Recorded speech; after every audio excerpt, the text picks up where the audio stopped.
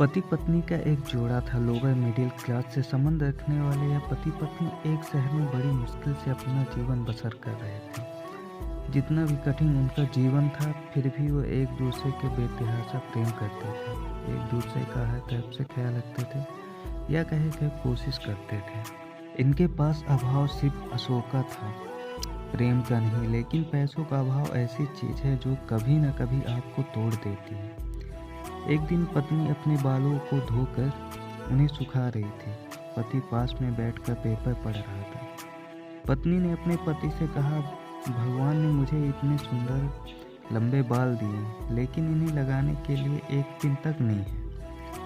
आप मुझे एक पिन खरीद कर ला दीजिए। पत्नी की बात सुनकर पति का मूड थोड़ा उतर गया। पति ने कहा, हाँ सच में तुम्हारे बाल बहुत सुंदर हैं और मैं भी चाहता हूँ कि तुम अपने बालों में कभी गजरा, कभी सुंदर पिने लगाया।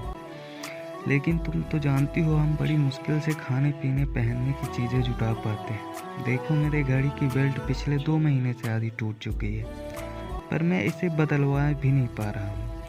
लेकिन तुम निराश मत होना, मैं ज़रूर कुछ उपाय करके तुम्हारे लिए सुंदर पिन लेकर आऊँगा। आखिर तुम रोज़ रोज़ थोड़ी ही मुझसे कुछ मांगती हो। उस रोज़ रात को पति और पत्नी दोनों को बड़ी देर से नींद आई। पति यह सोचता रहा कि कैसे अपनी पत्नी की ख्वाहिश पूरी की जाए, और पत्नी यह सोचती रही क्यों उनसे बेवजह ही पति को परेशान करती है। अगले दिन पति जब अपने काम से घर वापस आ रहा था, तब उसकी नज़र घड़ी की दुकान पर पड़ी। वो घड़ी की दुकान में गया और अपनी बेल्ट टूटी घड़ी बनवाने के बजाय बेच दी, और उसके जो भी पैसे मिले उनसे अपनी पत्नी के लिए एक सुंदर सी पिन खरीद ली।